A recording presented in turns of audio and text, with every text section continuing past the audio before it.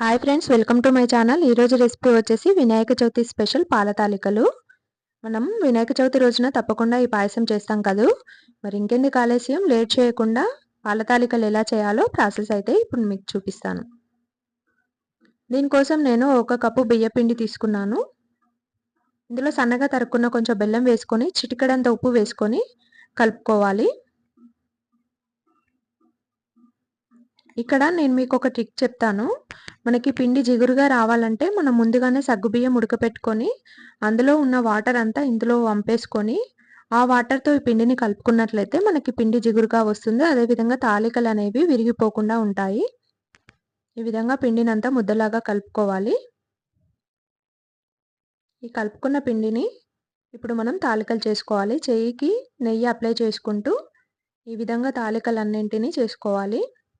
మీకు ఇలా చేయడం కష్టం అనిపిస్తే మనకి మురుకుల గుట్టంతో కూడా ఇలా వేసుకోవచ్చు.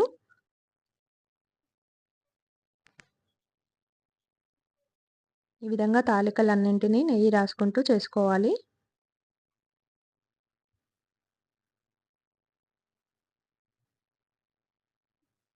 మరీ లావుగా కాకుండా మరీ పల్చగా కాకుండా ఇలా మీడియంగా చేసుకోవాలి.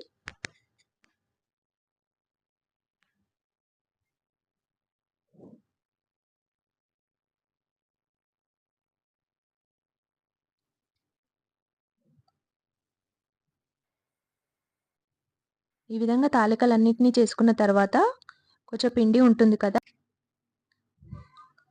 ఈ పిండిలో వాటర్ పోసుకొని ఇలా కలుపుకున్నట్లయితే మనకి ఈ వాటర్ పోసినట్లయితే మనకి పాయసం అనేది చిక్కగా వస్తుంది.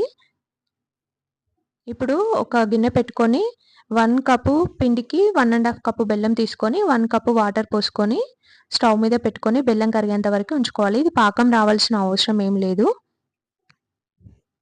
ఇప్పుడు వేరొక ప్యాన్ తీసుకొని అందులో 3 టేబుల్ స్పూన్ల నెయ్యి వేసుకొని డ్రై ఫ్రూట్స్ అన్ని వేపుకోవాలి.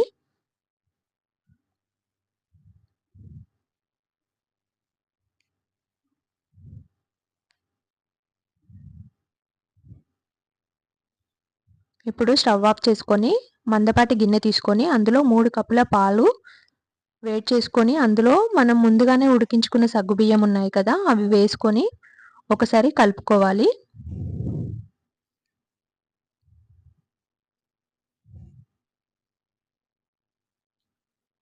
ఇప్పుడు మనం చేసిన తాలికలన్నింటినీ నిదానంగా ఇందులో వేసుకోవాలి.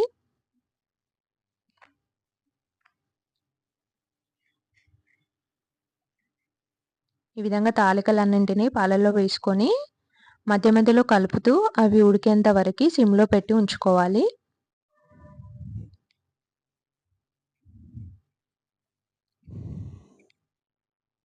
ఈ విధంగా మధ్య మధ్యలో కలుపుకోవాలి. ఈ తాలికలు అనేవి ఉడకడానికి 10 లేదా 15 నిమిషాలు అయితే మనకి టైం పడుతుంది.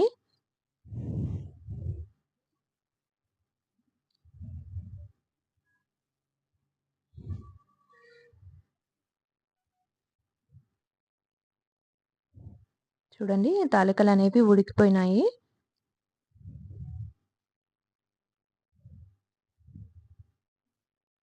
ఇప్పుడు ఇందులోకి మనం ముందుగానే తయారు చేసుకున్న పిండి మిశ్రమం ఉంది కదా, అది వేసుకొని మరో 5 నిమిషాల పాటు ఉడకనివ్వాలి. ఇప్పుడు నేను 2 టేబుల్ స్పూన్ల షుగరు, ఒక 4, 5 ఇలాచీలు వేసుకొని మిక్సీ పట్టుకున్నాను. ఆ ఇలాచీ పౌడర్ కూడా ఇందులో వేసుకుంటే మనకి ఫ్లేవర్ అనేది బాగుంటుంది. చూడండి, మనకైతే ఈ పాయసం అనేది చిక్కబడింది కదా. ఇప్పుడు స్టవ్ ఆఫ్ చేసుకొని మనం ముందుగానే బెల్లం పాకం రెడీ చేసి పెట్టుకున్నాం కదా, అది పూర్తిగా చల్లారిన తర్వాత ఈ పాకంలో కలుపుకోవాలి.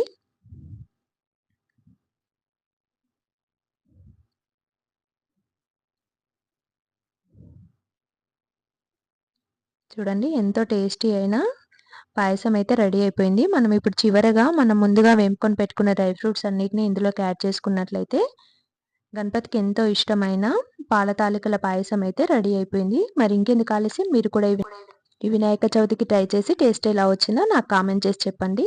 ప్లీజ్ సబ్స్క్రైబ్ చేసుకోండి నా ఛానల్.